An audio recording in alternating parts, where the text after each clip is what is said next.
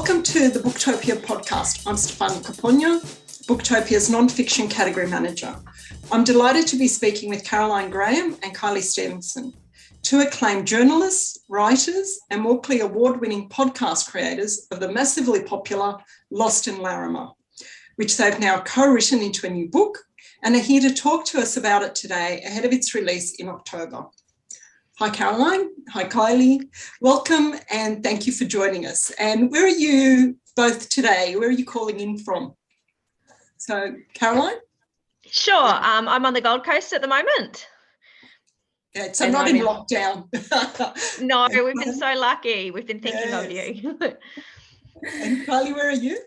I'm in Darwin. Okay, so we're all spread out. We're, also in the land of free up here, which is very nice. We're very lucky. Yes, well, I've been working from home for the past, I don't know how long. So it's I think we're all very excited in Sydney. Hopefully one day we'll be able to get out and about. Keeping our fingers crossed. Yes. So for people who haven't listened to the podcast, can you tell us a little bit about the backstory of Paddy, Fran, Larimar, and the inspiration for the podcast and this book? So the podcast was looking at the mysterious disappearance of a man named Paddy Moriarty from the town of Larrimah, which is about 500k south of Darwin in the Northern Territory. And I guess the inspiration for the podcast came from the fact that I had already become enamored with the town. I had been down there a year before he went missing and had met a lot of people, including Paddy, and became really fascinated with the town's history. All the people there just had really great, interesting stories. And I was sort of pursuing a podcast or writing about the town itself. And then in December 2017, Paddy went missing. So it became a bit more urgent that we had to capture what was there. And Caroline came on board to do the podcast. And in the process of that, we kind of discovered that the town had a lot of interesting relationships, I suppose you would say. And one of those was with, as you mentioned, Fran Hodgetts, who lived directly across the road from Paddy Moriarty. And the two of them hadn't gotten along for a very long time. So that sort of became part of the police investigation, as did a lot of other interesting relationships, I guess, that Paddy had with other people in town and people further away that he had, known in other parts of his life. He lived a lot of his life in the Northern Territory. So, there were people scattered all around the place who quite different opinions of what kind of person he was. So, Kylie, you're in Darwin. Caroline, you're in the Gold Coast. So had you worked together before? How did it come about that you worked together on the podcast? Yeah, so we actually go back, over 15 years. So we'd both worked together in a newsroom in Mackay, the Daily Mercury, and had, been friends and remain in contact. We were both actually working on fiction projects at the time that this story came up. And it's really interesting. I think Larimar is a sort of, it feels in some ways a place that's specific to the territory, but also I grew up in regional Queensland. In terms of the reception to the podcast, almost everyone we've spoken to from anywhere in Australia has said to us that they recognise parts of the town as something that, feels like, their uncle or the way they grew up, or that it triggers these associations and memories. And there's something about the place that feels, nostalgic and emblematically Australian, that feels familiar for people from all sorts of walks of life. So, Kylie, you've mentioned just earlier, and also in the book, you mentioned that your relationship with Larimah predated the story of Paddy disappearing. So what was it that took you to the town, and what was your relationship with it? So the NT Writers Centre offered up a writing retreat in Larrimah, which was due to a man called Andrew McMillan, who was an author. He lived in Darwin for a lot of his life, and he did a lot of his writing in Larrimah. It sort of just held this special place in his heart.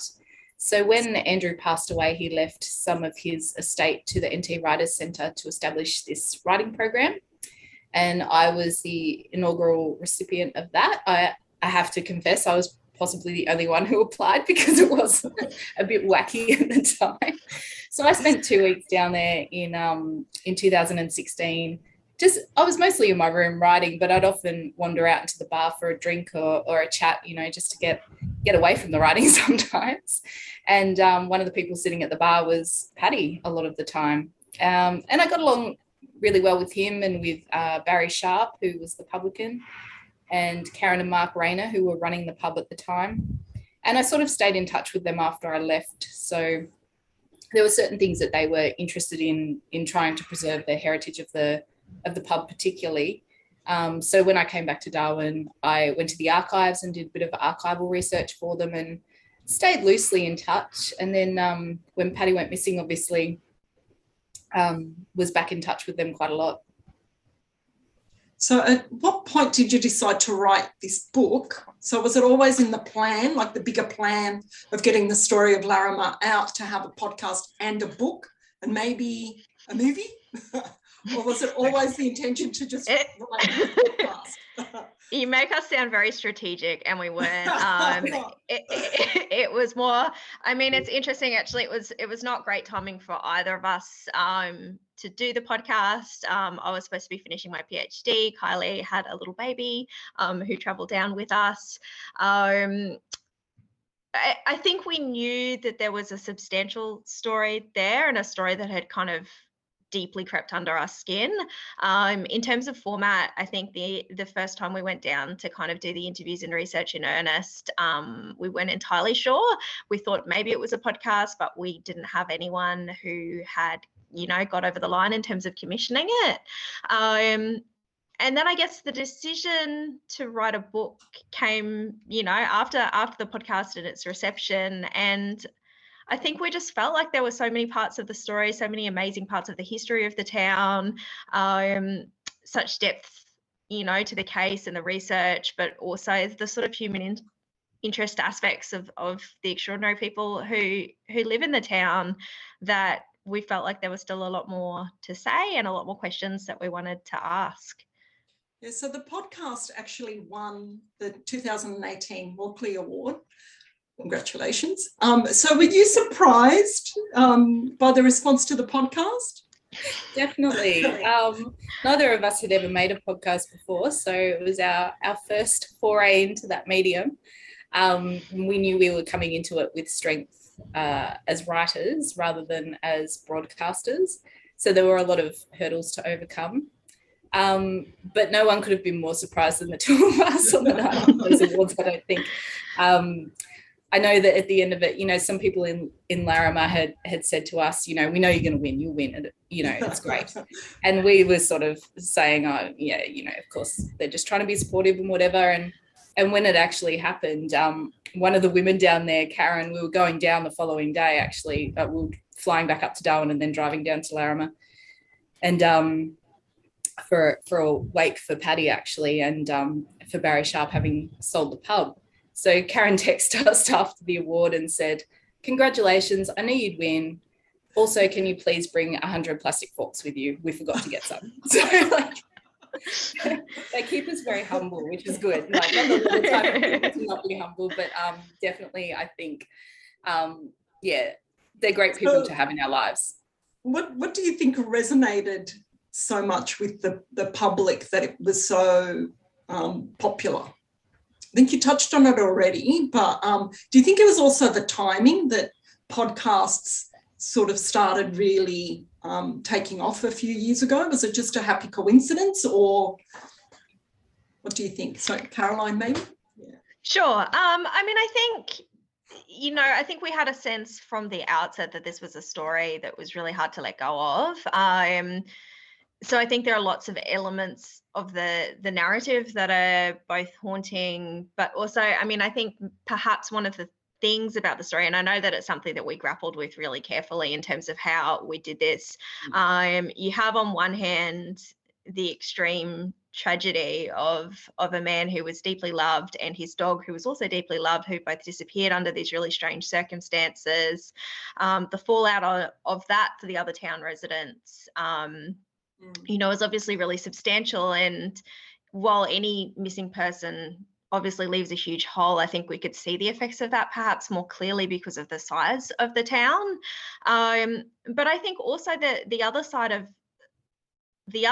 the story is really about the way of life in Larimar. And we were, as well as being concerned with justice for Paddy and with the case, really interested in the town and what happens to the town in the wake of this tragedy. And the reality of life in Larimar is that it's sort of absurdity and a sense of tall stories is really part of the fabric of everyday life there. And we, in the course of researching this, just heard so many extraordinary anecdotes about, crocodiles with no eyeballs and goannas. And so I don't know, perhaps there's something, I think, in those two extremes, and that Australian identity and sense of humor, as well as there being this really important and tense mystery at the heart of it.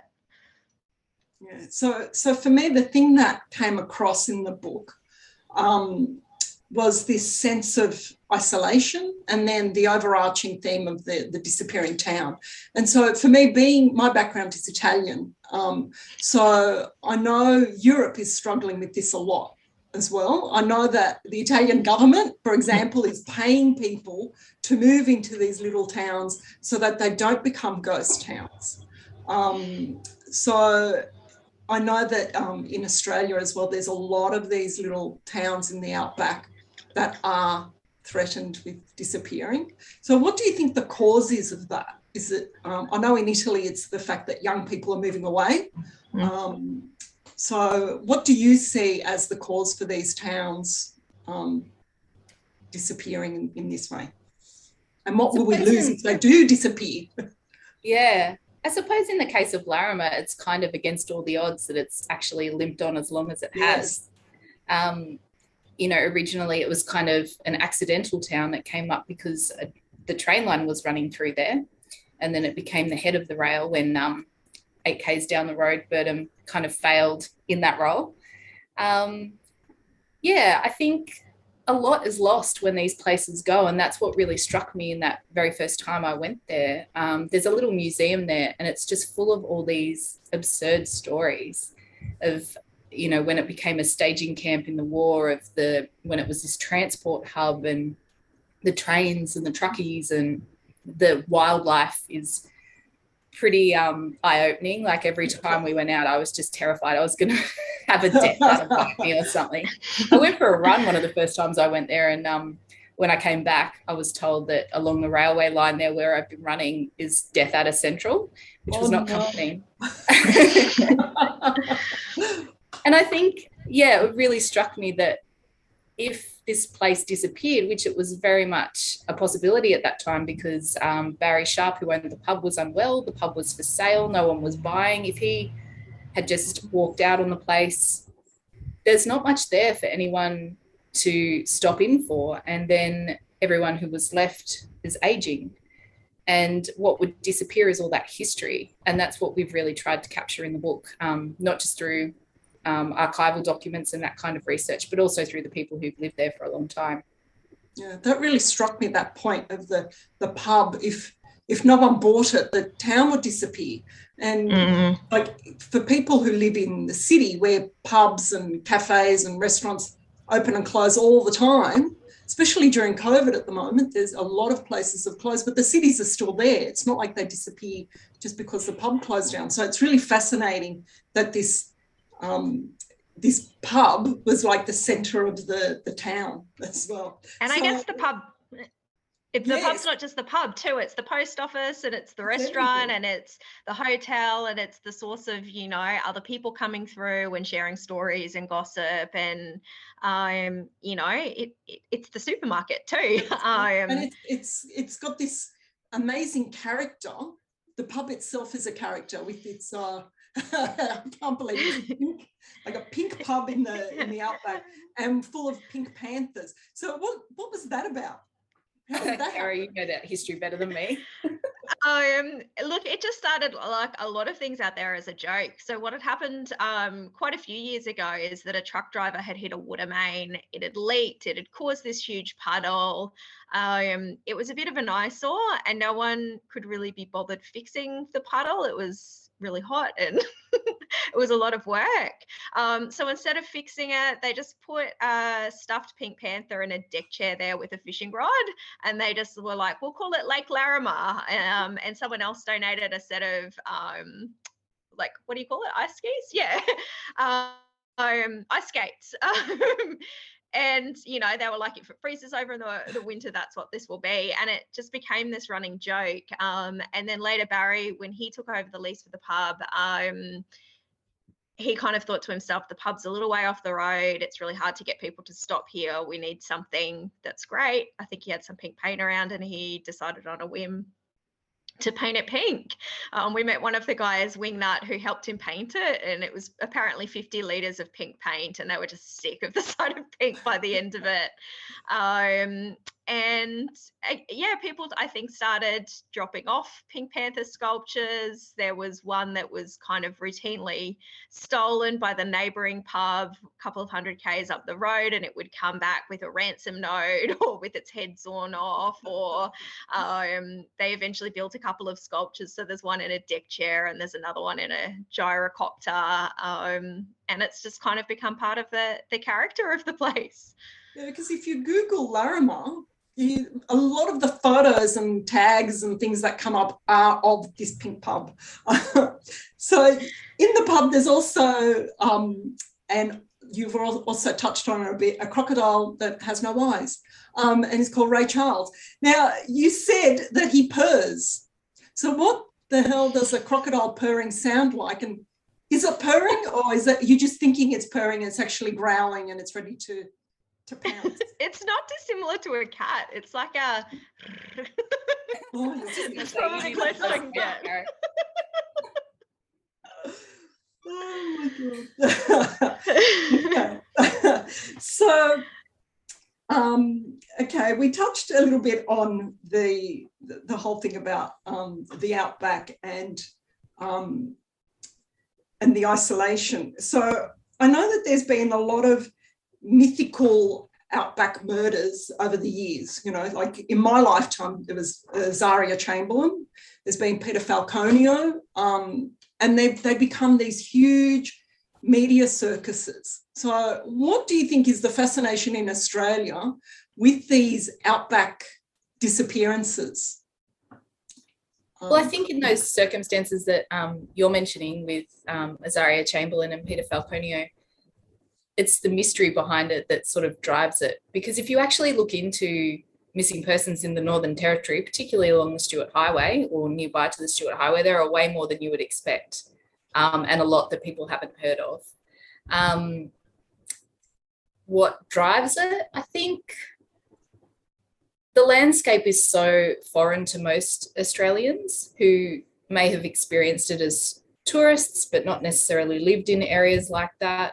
So that kind of adds to it. Yeah, what do you think, Cara? I mean, I think there's sort of this deeply ingrained sense of distrust in that landscape as well. If you even look at the way that we've sort of named places, it's always, you know, Mount Warning, and you can almost kind of feel that palpable sense of fear, at least in colonial Australia, for the desert landscape. But I guess even with, I mean, the Falconio case, again, it's a circumstantial case where there isn't a body. And I think there can be maybe a tendency within those cases for speculation, or I guess at the very least, you know, it's almost like in this case, at least, the landscape had kind of conspired to hide any evidence or any hope of evidence of what had happened to Paddy. And I wonder if that is part of that sense of mystery around it as well. And interestingly for me, the thing that I noticed was with a lot of those cases, the women that are associated in the story are the ones that are mistrusted, the ones who are accused, and the media latches on as the ones who've done the foul play. So do you think if the neighbour wasn't a Fran and was a Frank, do you think the story would have been a bit different? That's a really interesting question.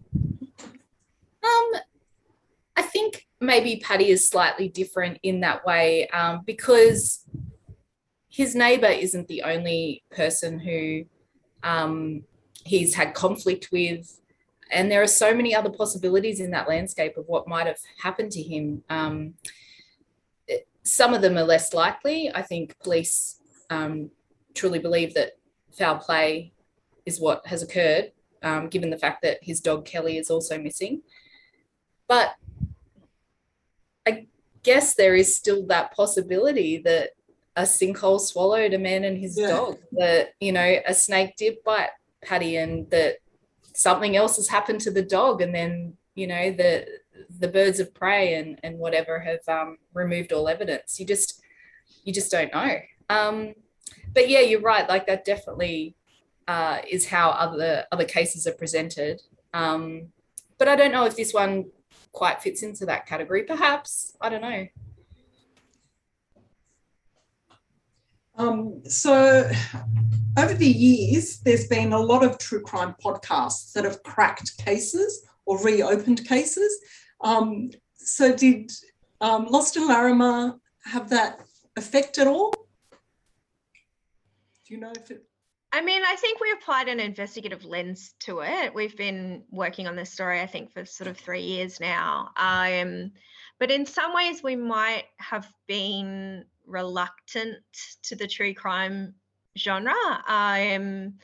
Certainly one of the questions we'd gone in hoping to find an answer to was what happened to Paddy. But I think our scope was always broader than that. We were really interested in what had happened to the town, what will happen next to the town, what does that mean? So in some ways, while this is about a crime, it's also very much about what comes next and what is the aftermath and what is the impact for the people who remain there as well. So maybe from the outset, sort of our lens on it had always been slightly different to that.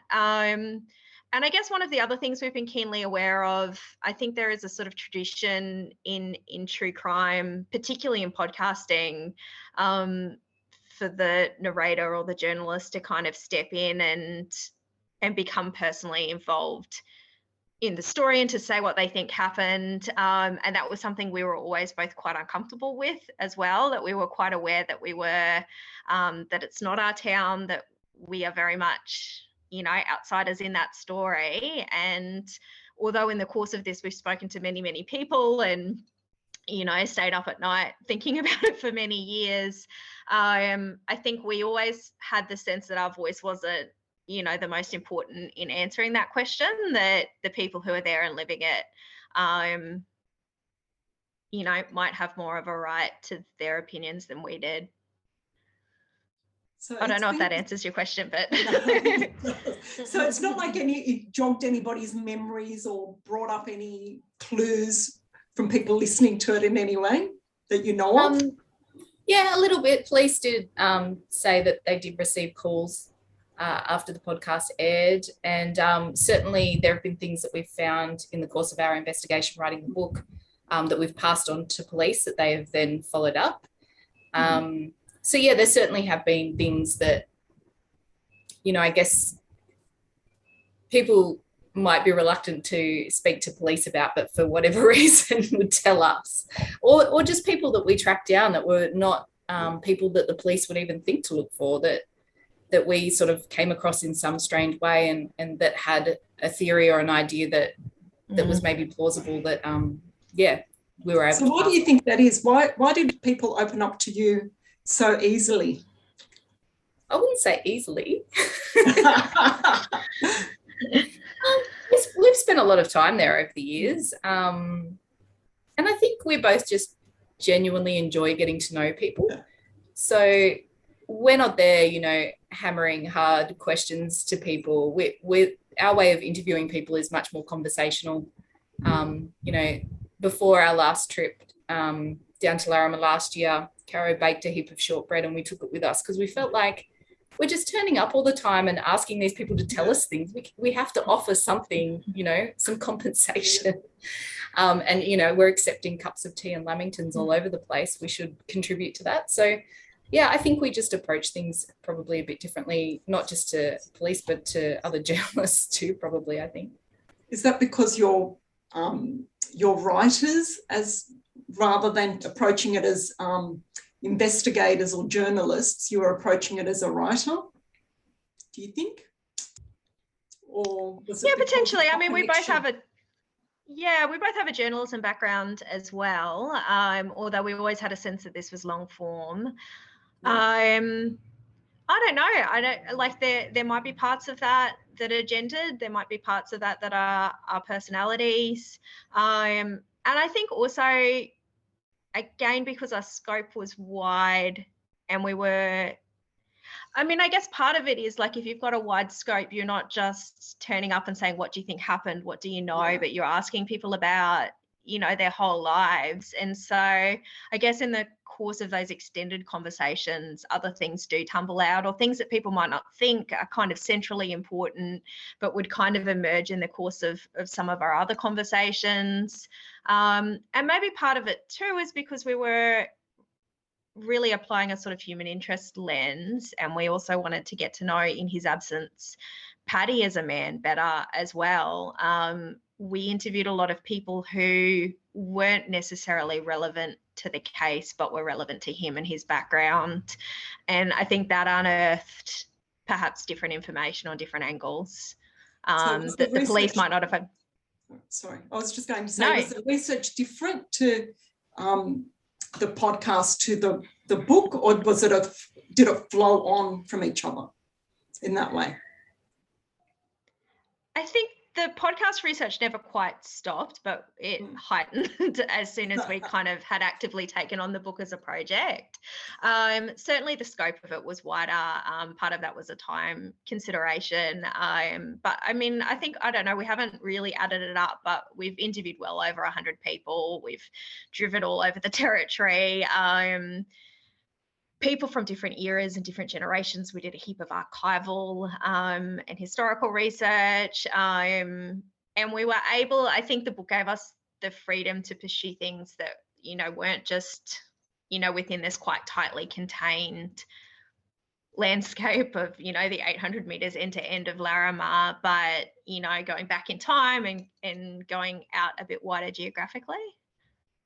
And the thing that also happens, I think, is that, you know, if you're not someone who lives in a small town or in the outback or very remotely,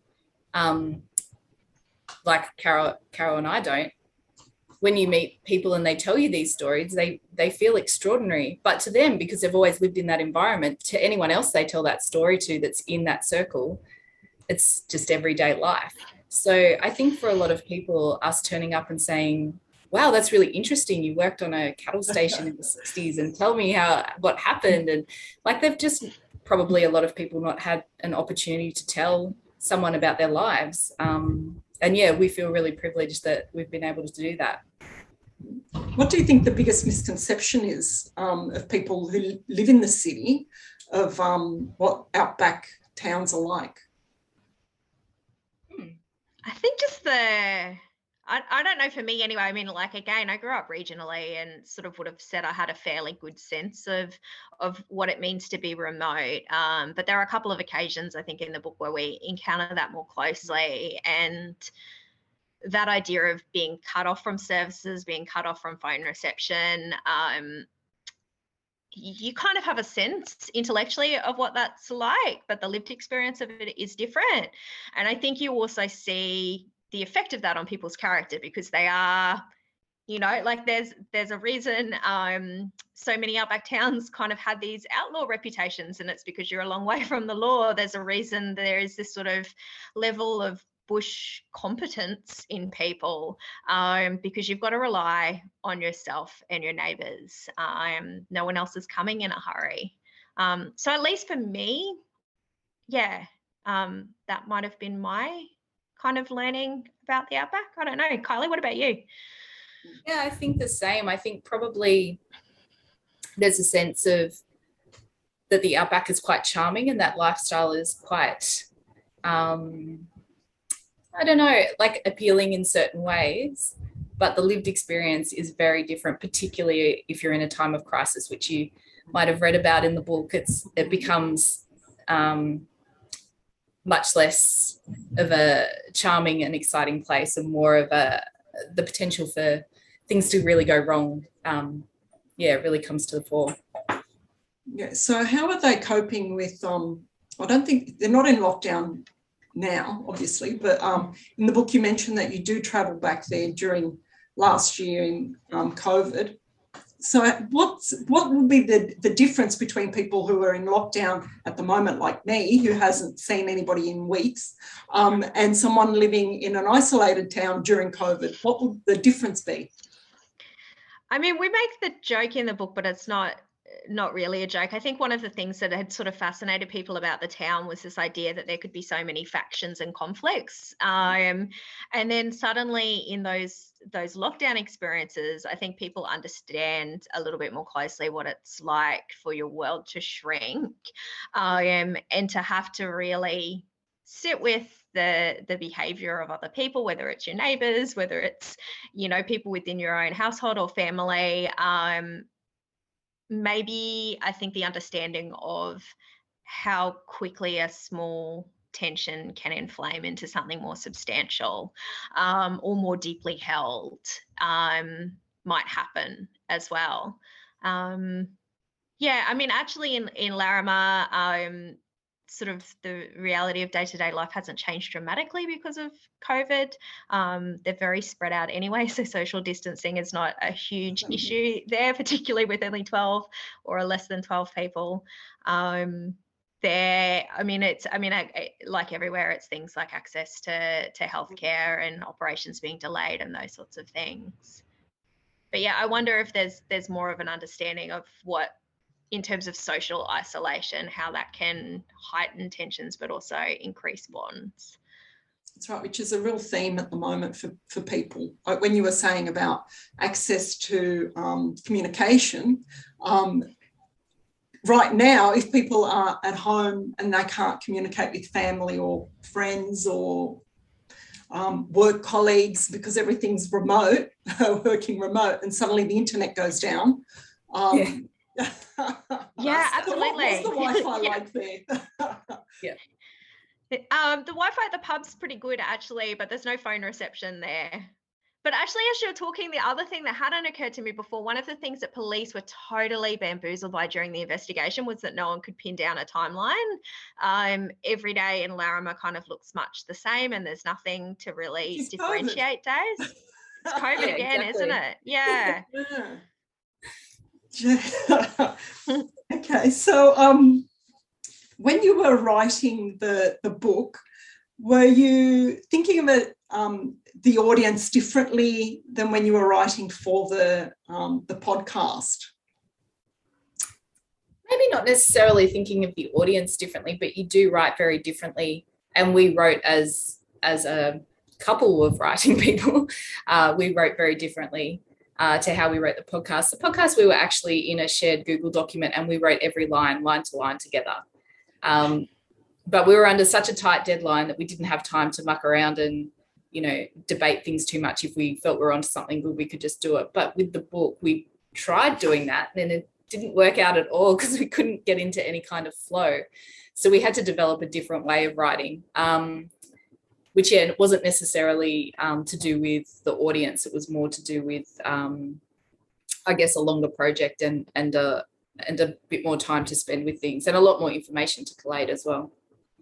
So is there a lot more new information for people who've listened to the podcast? Can they look forward to a lot of new insights? Absolutely. It's several years more investigation. The inquest is there. There's updates to the police case. We chart Paddy's arrival into Australia, his life back in Ireland, and there's several mysteries in sort of both of those elements. We meet all sorts of extraordinary people. We went on another 3,500 kilometre road trip. It was really important to us, I think. I think it was the central question in kind of deciding to do the book is, do we have something new and substantial to say? And also thematically, are we asking different questions and kind of coming to different conclusions? So yeah, for us to be worth doing it for ourselves, we had to know that we were looking at doing a very different thing, but also for readers as well. And we just had piles of history that we didn't get to include in the podcast. And then in the years that we've spent writing the book, we've accumulated way more. I went through, like, how many years was it, Cara? 20-something years of police diaries from Larrimah when it had a police station, back when it was sort of this thriving town. You know, Caro went through numerous documents. She went down to South Australia to read a book that some guy had written about starting a hospital in Larrimah during the war. Yeah, there's so much in there, because the history in Larrimah is not boring, just like it's people. Everything is fascinating. So what was the most fascinating new discovery that you had, without giving any spoilers in the book, giving away any spoilers? I mean, I got consumed by the war history personally. It's like an episode of Monty Python. I'm really fascinated by this idea. It was World War II. It was like kind of central to both Australia and America's war effort. There were thousands and thousands of soldiers based down there, and it was both enormously difficult. They were like weaving their own beds out of saplings and eating goannas and baking bread in termite mounds. And so it's one of these things that's like really hard and high stakes, but also like the most boring time in everyone's life to be stationed there. They were making tennis courts out of like termite mounds, and they're using women's weekly for the net. And, you know, it's just unimaginable. So I fell down that rabbit hole. How about you, Kylie? Yeah, I think one of my favorite discoveries, which wasn't surprising, but maybe was surprising in its detail, was just the fact that, you know, I think a lot of people might look at a place like Larrimah and think that everyone who lives there is eccentric, and that's why things fall apart. That's why there are difficult relationships and feuds. But when we looked into the history of it and met people who'd lived there before, they all had the same stories, like the same stuff has just been happening over and over again. And I found that really interesting. You know, we went back as far as, I found some documents about a family who lived there in the 30s, I think. And there was a guy from a particular family who was known as Shooter, because he'd announced his arrival in town by shooting guns into the air. And he was often having stoushes with his neighbours over, you know, cattle duffing and things like this. So I think that was a really interesting one for me to realise that this stuff, it's not necessarily the people who live there, but the environment that sort of cultivates those kind of relationships. Yeah, and a lot of the characters in the town, they're all outsiders. So they weren't born in the town. They were all people who kind of arrived. So that was fascinating as well, which isn't your typical situation with towns, right? Usually people are born there, they grow up there, and then they move away. Whereas here, people arrive and they stay, or they arrive, they go away, and then they come back. So what do you think that appeal is? Almost everyone said the same thing, like a version of somehow the place gets under your skin. And it's something that was kind of hard for us to understand at the beginning, but it happened to us as well in some ways. But also, I guess one of the things I find really endearing, almost everyone ended up there accidentally. Barry stopped in for a beer, never left. There's a man, another Barry, but he goes by Cookie. He came on holiday, never left. Like people, by the most part, kind of ended up there by accident and somehow fell in love with it and stayed. Yeah, and didn't necessarily plan to stay, just thought I'll hang around for a bit, and then suddenly, you know, 20 years have passed and they're still in Larrimah. Kylie, you recently posted that the book has a lot of good goanna anecdotes. So what's your favourite? Caro is the queen of the goanna. But there was a guy during the war that Caro found in her research that, oh, mate, was that Clem? Was that Clem Cody, Caro? Yeah, so he had a lizard, but there was also a pet goanna at the barracks there. My favorite one is Carl and Bobby Roth have had quite a glamorous life. They were running the museum down in Alice Springs, and as part of that, they were sort of meeting with dignitaries, and they'd had dinner with Prince Charles when he'd got sick in Australia. But they lived in what was called, I think, the residence or the residency, which had been designed for Prince Charles. And I guess Carl had gone away for the weekend. He'd caught this goanna, a huge goanna, like almost Bobby's quite a petite woman, and it was about the size of her. And he got called out on another job, so he just left it in the bathroom. And poor Bobby had got this phone call. Yeah, the Duke's bathroom. This phone call from someone trying to like assess what needed to happen with this goanna. And we're like, where is it? And she was like, it's in the Duke's bathroom. And they were like, well, is it a male goanna or a female goanna? So she goes in, and the goanna's just like there pressed up against the mirror, like in this marble bench in the Duke's bathroom. That one even made the book, Cara. I think it did. Yeah, that's how many good goanna anecdotes we had. This is an exclusive. Yeah. Exclusive goanna anecdote for you. So now, will you be working on anything about Larimar again? Do you think? Will you be looking at doing a screenplay? Has Hollywood been knocking on your door? Yeah, we did sign a deal after the podcast with HBO in the States. That option has lapsed, and we're now in conversation again with some other production houses. But as to whether or not we would be, how involved we would be in that process, that's not part of the discussion yet. So I don't know, Caro, what do you think? Are we going to write Larimah Part 2? I don't know. We've kind of talked around.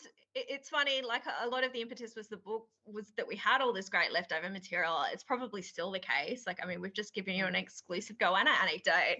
Look, I think at least for me, there's probably aspects of the history that it would be maybe nice to document in another format. I don't know what that format would look like, or whether that would be some sort of collaboration with a museum or an archive. But yeah, that's definitely something. Yeah, I don't know, it's hard to say, but we're also this deep into it, and neither of us can stop thinking and talking about Larrimah. So it might be hard to detox on the place. And a lot of those ideas, I guess, are Larimah adjacent, aren't they? Like we've gone down some weird rabbit holes in this writing process. So there's a lot of ideas that we put into a folder that, yeah, we might revisit those. Would there be another town that you could go and dig into?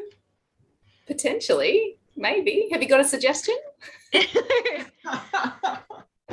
not at the top of my head, but I'm sure there's plenty in Australia. Yeah, it's interesting what you were saying. Yeah. No, go ahead, Kylie. I was just going to say the Northern Territory particularly, Yeah. I just don't think enough is written about the Northern Territory. Obviously, when you compare the amount of, writers and journalists that we have here to the sprawling sort of landscape and population, it's just not possible to cover everything. But every time you go out and talk to someone anywhere in the Northern Territory, they have something interesting to say. So certainly places up here I'd be interested in, getting to know better. Maybe it's a bit of a lost art, isn't it, the storytelling? So I know my grandmother, who was 108 when she passed away, had some amazing stories. But I think the younger generations, they don't tend to tell stories in the same way. So maybe that's also a bit of a lost art, and it's a bit sad that it's dying off. So the more we can write about them, the better. Yeah.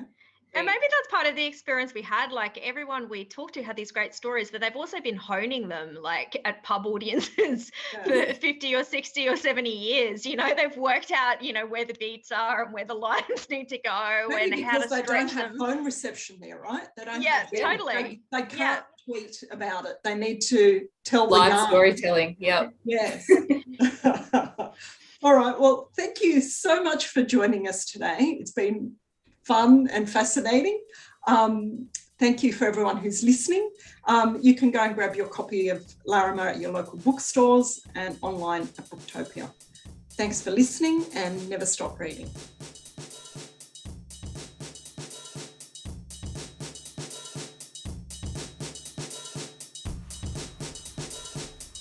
Thank you for listening to the Booktopia podcast channel.